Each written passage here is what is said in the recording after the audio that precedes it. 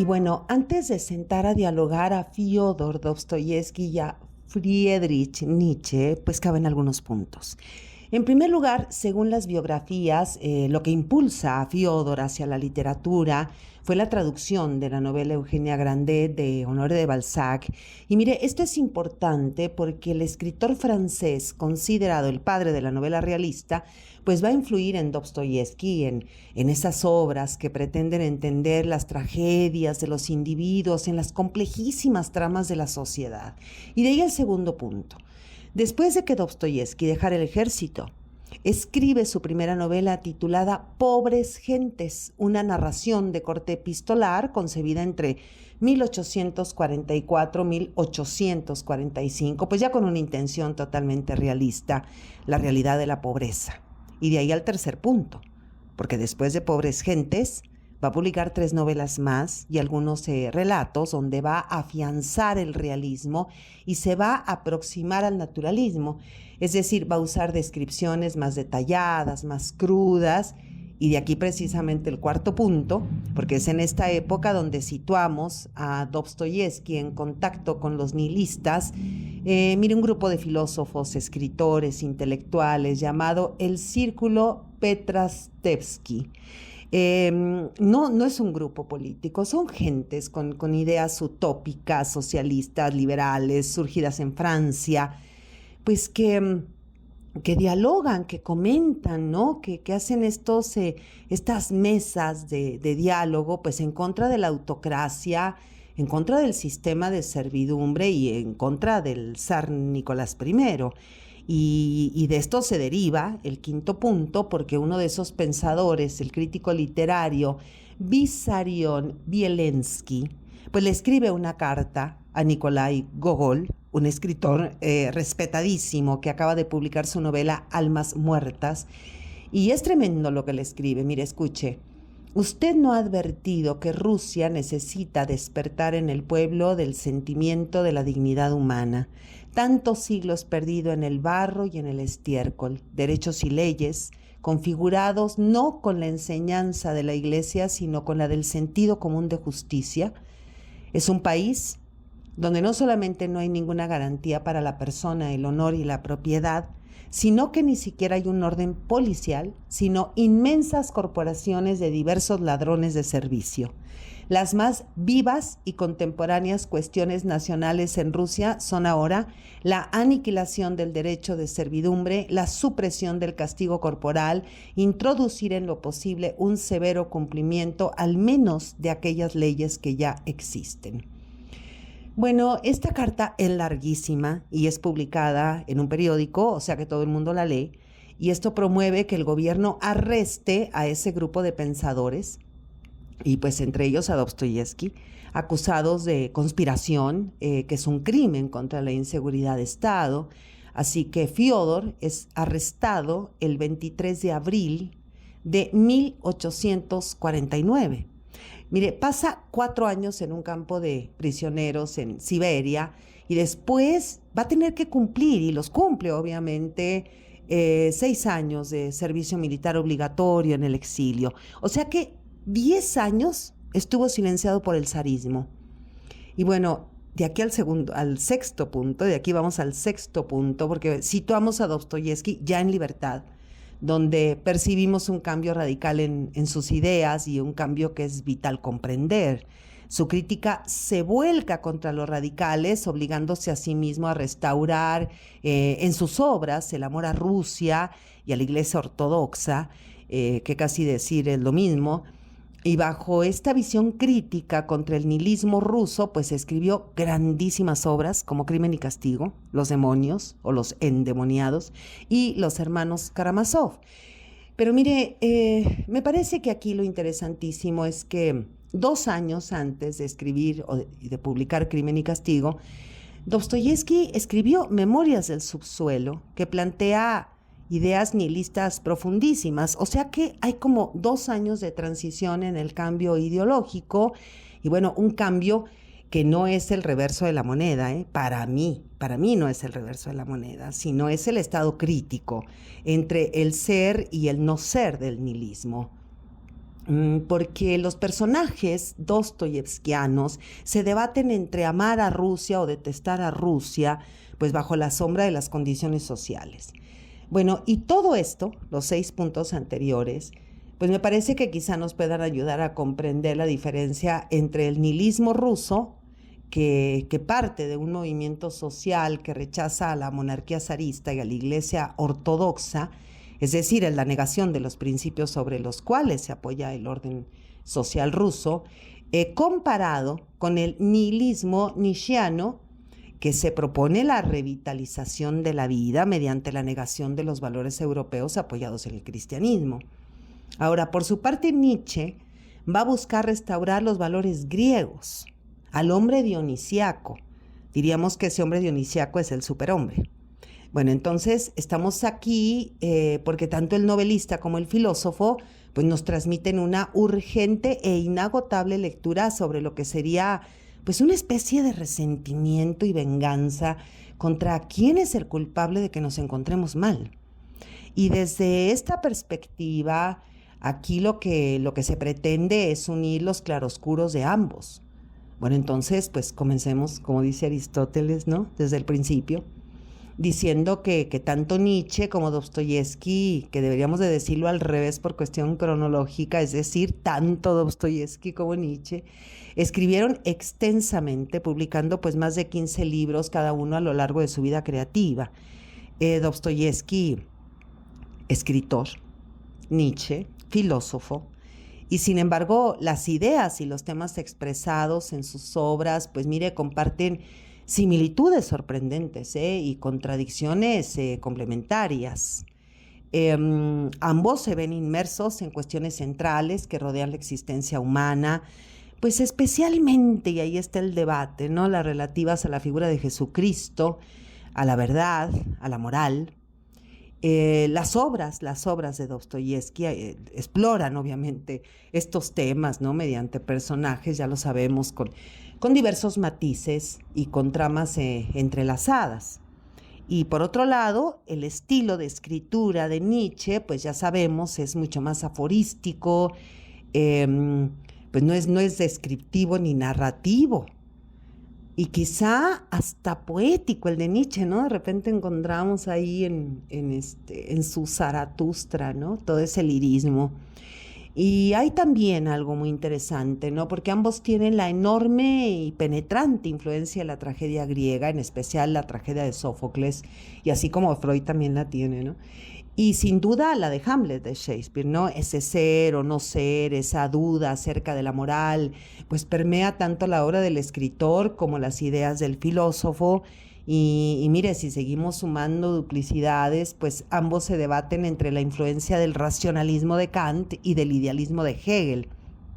Y por otro lado, pues tendríamos que mirar cómo nos va quedando claro que por un lado, para entender, ¿no?, las bases filosóficas de Nietzsche, pues podemos acudir a las obras del genio ruso Fyodor Dostoyevsky. Pero lo más importante es en el sentido inverso, porque primero está el escritor, que nos ayuda a comprender al filósofo, ¿no? Hay quien lo ve como una flecha doble, ¿no? Obviamente. Y pues mire que aquí andamos como Juana la Cubana, ¿no? Dando pasitos para atrás y pasitos para adelante. Bueno, ahora bien, entonces, si Dostoyevsky alcanza, ¿no?, un estatus destacado como figura literaria durante su vida. Nietzsche, pues tendríamos que reconocer que fue más conocido como prodigio que por sus obras o sus ideas, ¿no? Era visto como un gran genio, pues aunque no se hubiera leído ni se entendiera nunca, ¿no? Y gran parte de la importancia y del reconocimiento de Nietzsche en los círculos académicos e intelectuales, pues se va a producir después de su muerte y después de la Segunda Guerra Mundial, ¿no? Es como una especie de descubrimiento, ¿no?, de la posguerra. No entreguerra, sino posguerra. Y bueno, mire, Nietzsche escribió el libro sobre la genealogía de la moral en 1887 y ahí explora la idea del origen y la construcción del valor de la misma, me refiero a la moral. Y más tarde, ese mismo año, se dice que Nietzsche leyó a Dostoyevsky y bueno, eso se dice, ahora sí que es un decir, porque sí lo sabemos. Usted abra el libro, El Crepúsculo o El Ocaso de los ídolos, y ahí Nietzsche menciona explícitamente que Dostoyevsky es el único psicologista del que yo, Nietzsche, he aprendido algo y que se encuentra entre los golpes de suerte más hermosos de mi vida, dice Nietzsche. Y mire que ese golpe metafórico es casi literal, ¿eh? Y ese término de psicologista me encanta, porque Nietzsche mira a Dostoyevsky, pues obviamente no como un psicólogo, sino como un escritor que profundiza en el alma y en la mente, ¿no? Del humano, del ser humano, casi creo una especie de laparoscopista, ¿no? Como un cirujano finísimo, diríamos. Bueno, además Nietzsche y Dostoyevsky se criaron en hogares cristianos, pero en sus últimos años, cada uno a su manera, cuestionaría la idea de lo divino. Además, los dos convergen en la idea central de la condición humana, obviamente, y aquí le cuento, y por eso lo digo, que León Chestov, un existencialista ruso famoso por su, mire qué bonito nombre tiene, filosofía de la desesperación. Eso es lo que escribe, ¿no? Esa es la postura de este existencialista ruso, León Chestov. Y León Chestov va a escribir un extraordinario ensayo titulado Dostoyevsky y Nietzsche. Y este existencialista ruso pues va a describir a ambos como pensadores de la tragedia. Y bueno, a mí me parece que tiene muchísima razón al decir que todo ser humano en las obras, fíjese, de estos genios, Dostoyevsky y Nietzsche, todo ser humano cae alguna vez en el infortunio.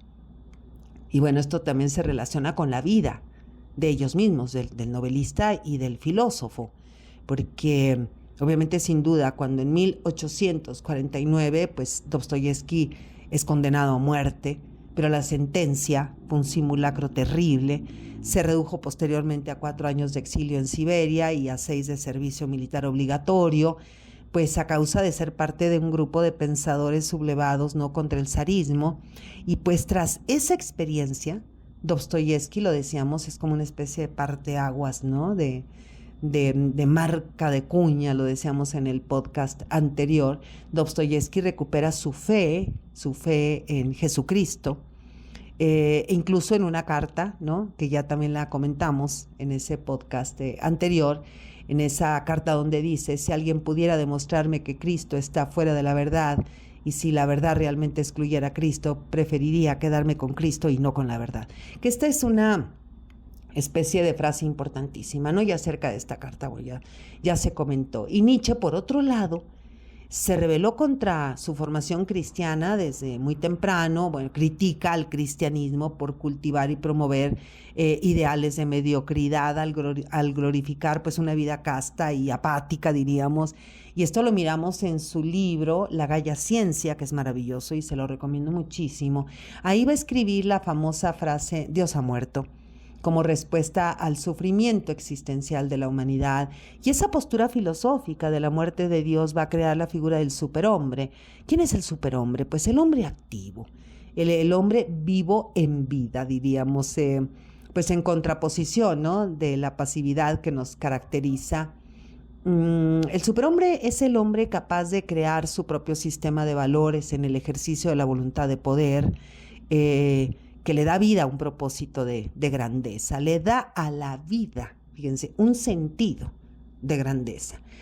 Mire usted cómo algunas de las ideas filosóficas de Nietzsche pues son influencias de las obras de Dostoyevsky. Y lo vemos clarito. Por ejemplo, en Crimen y Castigo, el personaje protagonista, me refiero a Raskolnikov, que comete 2 asesinatos, pero no sin antes reflexionar sobre su justificación. Y Raskolnikov argumenta que, según palabras de la novela, dice: todos los hombres se dividen en ordinarios y extraordinarios. Los hombres ordinarios viven en sumisión, no tienen derecho a transgredir la ley porque no lo ven, son ordinarios. Pero los hombres extraordinarios tienen derecho a cometer cualquier delito y a transgredir la ley de cualquier manera, simplemente porque son extraordinarios. Bueno, observe cómo en Dostoyevsky está la idea del superhombre que más tarde acuñaría Nietzsche. claro, a su manera. Bueno, donde Dostoyevski y Nietzsche, por otro lado, divergen, es en su enfoque para responder a la carga existencial del hombre, pues mientras que la grandeza, el logro y la creación son importantes para Nietzsche, para Dostoyevski la grandeza, el logro y la creación pues se encuentran en la fe. Una fe que el gran escritor ruso pues le va a venir, ¿no?, de varias fuentes, proviene de varias fuentes, porque María Fiedornova Nechayeva, la madre de Dostoyevski, era creyente. Y también porque el padre fue brutalmente asesinado por un ciervo, y también por sus ataques epilépticos y por haber estado frente al pelotón de fusilamiento, haga usted de cuenta, el coronel Aureliano Buendía, y en el último minuto del disparo que lo mataría, imagínense, en el último minuto del disparo que lo mataría, se detiene todo. Parece película, ¿verdad? Y qué terrible. Y llega un indulto del zar, así, con un soldado corriendo y toda la cosa, ¿no?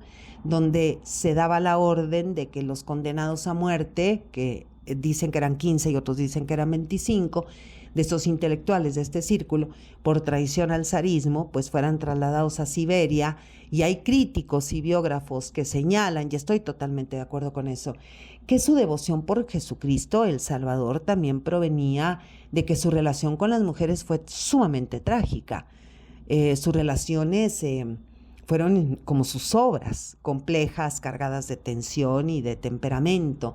Dostoyevski se entregaba plenamente a las mujeres que amaba, así como se entregaba al juego también, ¿no?, a los naipes. Aunque solo una de ellas fue capaz de llenar pues de paz y armonía, diríamos, el alma turbada del escritor.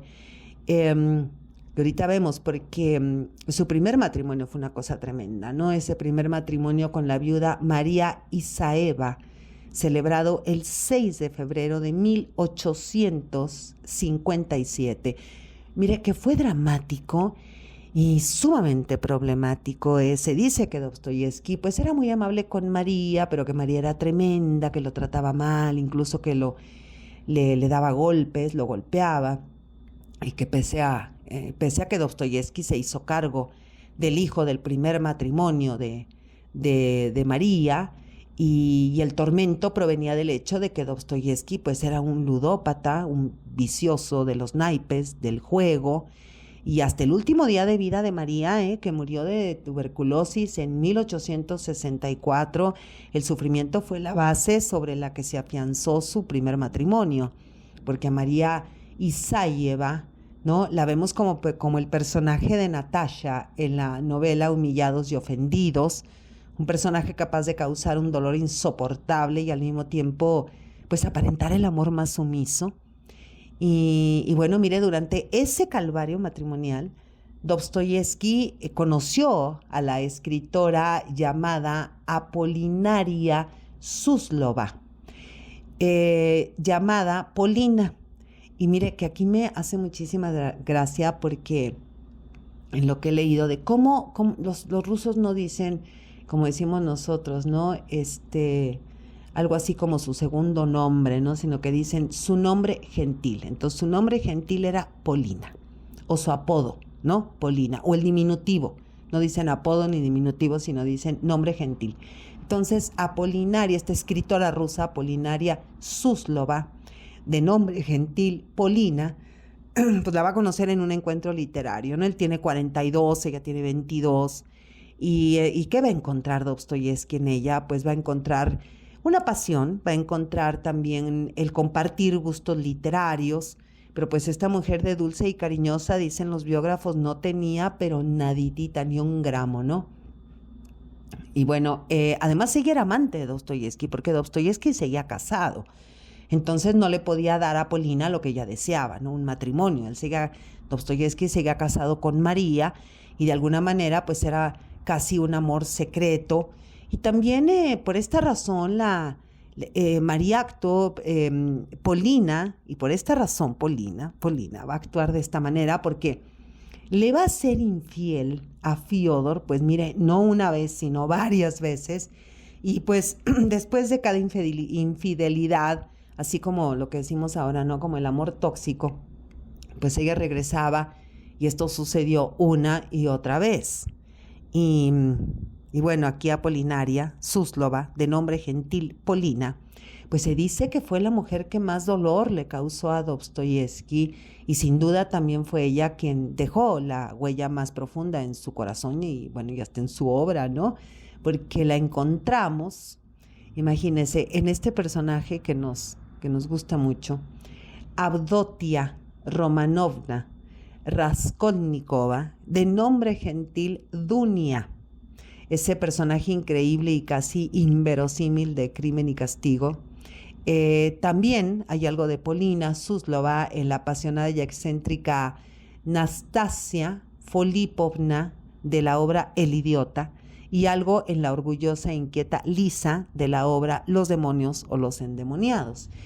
Bueno, obviamente el prototipo más completo de Apolinaria, esta mujer de diminutivo Polina, pues parece que la vemos casi totalmente como si fuera ella en la protagonista de El Jugador, porque además también se llama Polina.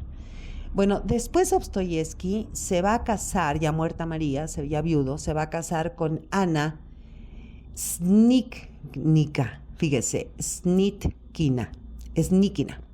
Y ella va a ser la taquígrafa de la novela El Jugador, una mujer culta, ¿eh?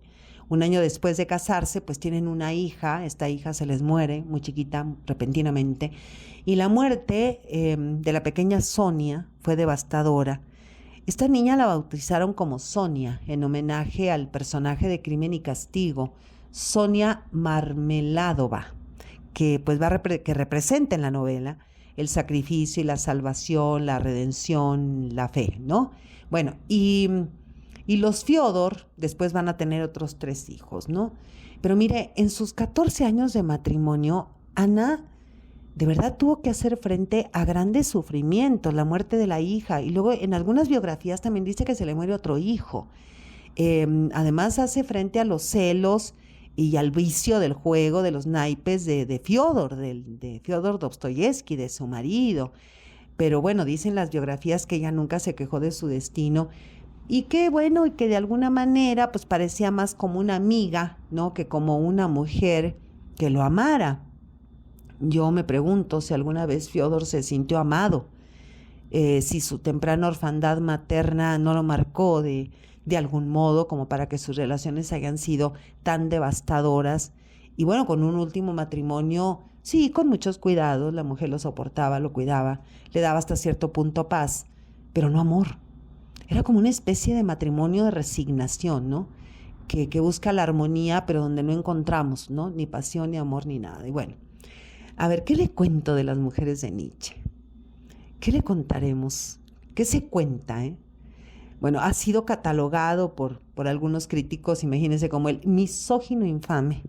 Y muchos creen que se debe a la influencia de Schopenhauer. Y bueno, yo creo que su conflictiva relación con las mujeres se debió a Francisca, ¿no? Su madre que bueno, yo creo que lo sobreprotegió por un lado, y por otro lado, todo el tiempo era como esta mujer que estaba en contra del hijo por haber dejado los estudios de teología, ¿no? Pero también creo que en caso de que lo consideremos misógino, se debe a su hermana Elizabeth, y esta hermana, ¿no?, que lo subyugaba, y también a su eterno amor, pero amiga, Andrea Salomé. Y también se dice que el pensamiento de Friedrich, ¿no?, este padecimiento del odio hacia las mujeres, pues proviene de sus romances fallidos o de idealizaciones extremas que hacía de algunas de ellas, por ejemplo, con Cosima Wagner. Y he leído en biografías que la madre pues siempre se sintió lo que le decía, ¿no?, decepcionada de Friedrich, a pesar de que lo amaba con todo su amor de madre, pues por haber abandonado, decíamos, la teología y por inclinarse hacia el estudio de los griegos, ¿no? Imperdonable para la madre. Y bueno, sin embargo, ella siempre lo cuidó, aunque se dice que él la despreciaba, ¿no? Y por otro lado, imagínense, en el libro titulado Mi hermana y yo, y mire que hay gentes que niegan la autoría de Nietzsche. Bueno, en ese libro Nietzsche afirma que su hermana Elizabeth y él tuvieron una relación incestuosa, Y por su parte, la relación con Lu Andrea Salomé, la mujer de la cual estuvo tremendamente enamorado, eso se dice, que él le propone matrimonio y además que ella lo rechaza. O sea, el día en que Nietzsche lloró, como se titula la novela, esta novela primorosa de este psicoanalista, de este psiquiatra famosísimo norteamericano, ¿no? Y además Irving Yalom. Ahí se la recomiendo muchísimo. Y hasta la película está, ¿no? El día en que Nietzsche lloró. Y pues se dice que lloró por eso. Llora porque Lu Andrea Salomé lo rechaza.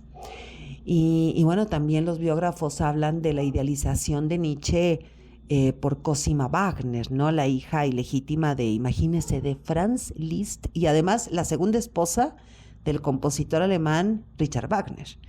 Y pues se dice que Nietzsche le rindió, mire qué culto, pero sí hasta la servidumbre.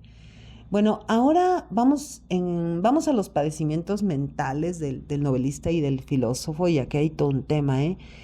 Bueno, ya sabemos, ¿no? Dostoyevsky padecía epilepsia que tuvo un profundo impacto en su vida y en su obra. Hay casi 10 personajes epilépticos entre sus obras.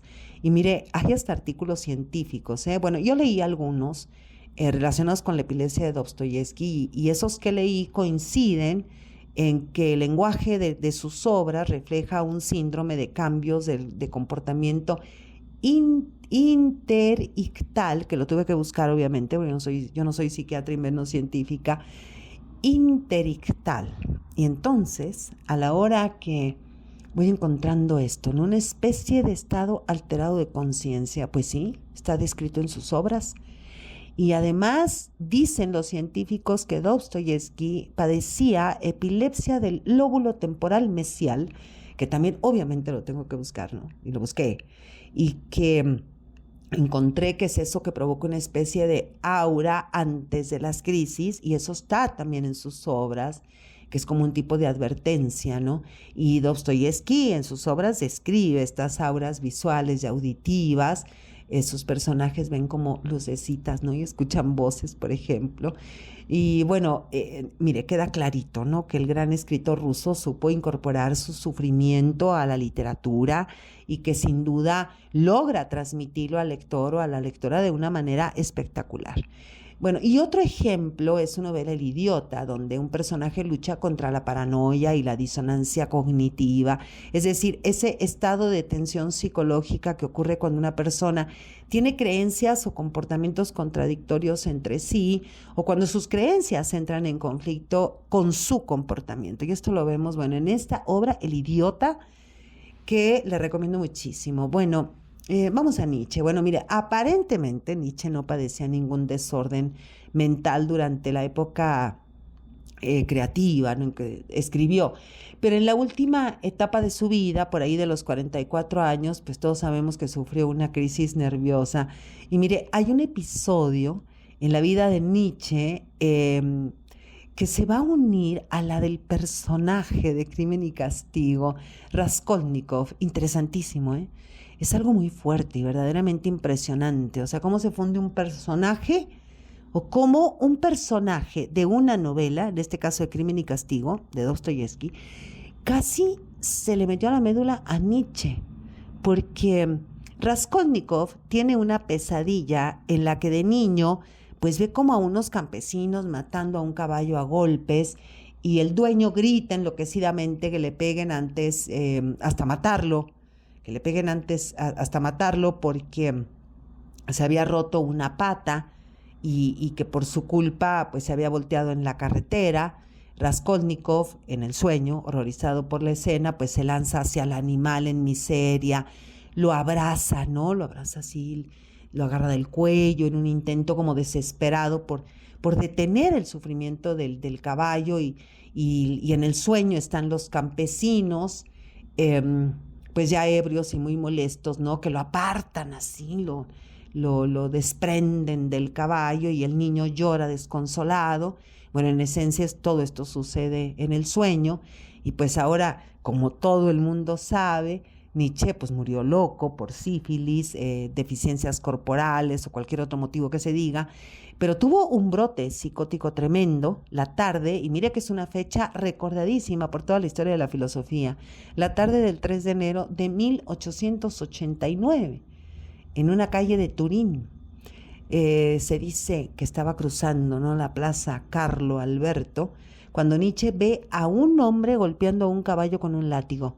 Y el animal, pues totalmente acabado, doblegado en el piso, llamó, así lo pongo entrecomillado, llamó a Nietzsche, porque Nietzsche dice que el animal lo llamó, así lo dijo él, y que por eso él se lanzó hacia el animal, hacia el caballo, y que lo abrazó, ¿no? Le abrazó el cuello, y que llorando buscó consolarlo, ¿no?, y quitarle el dolor, y que buscó pedir perdón por la humanidad que hacía sufrir a ese caballo. Y pues ya sabemos que después de esta crisis nerviosa, Nietzsche pues va a acabar confinado a una cama firmando cartas como el crucificado.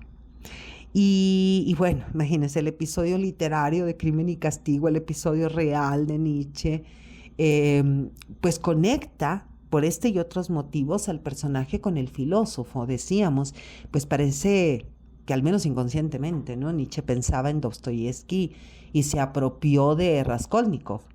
Ahora Raskolnikov, el personaje principal de Crimen y Castigo, pues usted sabe, es un estudiante de 20 y tantos años en San Petersburgo, que admira íntimamente a personajes que se elevan, o sea, el personaje que admira a personajes históricos que se elevan pues más allá del vulgo. Ya lo dijimos, ¿no? Personajes extraordinarios, ¿no?, que por su mera naturaleza y deber rompen pues los esquemas sociales que los oprimen, elevando con su genio a la sociedad pues cada vez más y más, ¿no? Y un punto elemental de la trama de Crimen y Castigo gira precisamente en torno a un artículo escrito por él llamado Hombre Extraordinario. Y ahí Raskolnikov ahonda en el tema y presenta una especie de apología indistinta por estos personajes, ¿no? Y dice así: Napoleón de ninguna manera puede ser calificado como asesino, argumentaba el joven estudiante. Napoleón se encuentra arriba de la justicia, encima de la justicia, ¿no?, y de cualquier imputación social que se le quiera hacer desde el punto de vista de Raskolnikov, porque es grande. Y Nietzsche, por su parte, predica ideas muy parecidas, Claro, teniendo en mente que se trata de una obra filosófica y no de una literaria. Nietzsche establece una categoría humana, el superhombre, que ya comentamos, el hombre que se encuentra más allá del bien y del mal. Entonces, aquí lo que anuda a escritor y filósofo es que los personajes del primero y las ideas del segundo pues pretenden transformar la visión que el mundo tiene de la moral. Y aquí también vamos a reiterar que Nietzsche, en su libro El crepúsculo de los ídolos, que lleva por subtítulo, fíjese, esto se nos olvida y es importantísimo tomarlo en cuenta, que el subtítulo del crepúsculo de los ídolos es cómo se filosofa con el martillo. O sea que Nietzsche pretende golpear con el martillo al cristianismo, al platonismo, al socratismo, al kantismo, a la metafísica, a la democracia, a la igualdad a las mujeres, ¿no? Y bueno, hasta el propio Wagner. Nadie se salva. Es una especie de declaratoria de guerra, pues Nietzsche lanza, ¿no?, como flechas envenenadas contra el arte, la moral, la filosofía, ¿no?, mediante aforismos inigualables, ¿no? Pero Nietzsche va contra todo ese binomio Sócrates-Platón, que para él es el principio de la decadencia de los griegos, y realiza una crítica devastadora contra la moral cristiana y su depravado divulgador. Esto lo estoy entrecomillando, lo estoy entrecomillando. Su depravado divulgador, el sacerdote. Entonces, la postura de Nietzsche en el crepúsculo de los ídolos pues es endurecer el golpe del martillo, golpear, ¿no?, la idea falsa de la racionalidad, porque Nietzsche no ataca el conocimiento, pero sí ataca la ciencia. Dice, mire, palabras más, palabras menos, el hombre necesita saber, investigar, conocer, porque es un ser débil. No es capaz de aceptar el caos de la realidad. El hombre no es capaz de vivir sin certezas. Primero usó a los dioses para explicar aquello que no conocía y después usa a la ciencia para dar un sentido racional a lo que le rodea. Y en ambos casos, dice Nietzsche, el hombre se equivoca. Y va golpeando durísimo, Nietzsche, a los dogmas de la moral y a los dogmas, obviamente, del cristianismo, porque proviene, ¿no? La moral proviene del cristianismo y golpea al pacifismo, la tolerancia, el amor fraterno, entre más, porque dice Nietzsche que son falsos y manipuladores, que frenan y debilitan al fuerte, que el hombre bueno, modesto, diligente, bien intencionado, moderado, pues es el esclavo ideal. Porque bueno, para Nietzsche, detrás de todo supuesto principio moral, existe una idea vil, que es la de debilitar al hombre. Por tanto, imagínense, la clemencia, la caridad, el altruismo, pues son frenos para que el hombre llegue a su máximo potencial.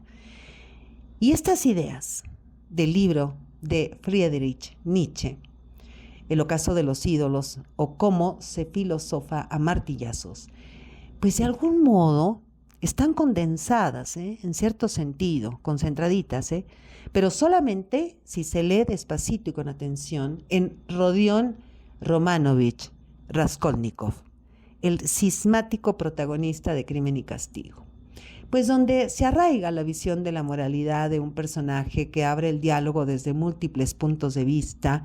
Recuerde usted que es una novela polifónica. El protagonista de Dostoyevsky es un ideólogo, vamos a decirlo así, estudiante de Derecho, estudiante de Leyes, que despliega y va desplegando con su pensamiento y sus ideas, pero lo hace desde varias perspectivas. Su brillantez como personaje, pues no está en sus ordinarias acciones subterráneas, es decir, no importa tanto el crimen, sino su inteligencia. Importa su devoción a las ideas, y pues sus ideas establecen un diálogo con la conciencia, un hombre sufriente, herido por sus mismas ideas, pero parece ser la base de esta sentencia de Nietzsche: con la herida aumentan los ánimos y se robustece la fuerza. Eso lo dice Nietzsche. Parece que estamos viendo ahí a la maravilla de personaje que es Raskolnikov. Mire, una lectura clásica de Crimen y Castigo pues sería centrarse en el valor del diálogo, como en esa exploración de los valores cristianos junto con los conceptos filosóficos clásicos de la moralidad, y también centrarse en la interpretación de la justicia. Crimen y Castigo es una novela ensayo que provoca profundos cuestionamientos y seguramente es la obra más lograda de Fyodor Dostoyevsky. Soy Margarita Díaz de León, Literatura en Espiral.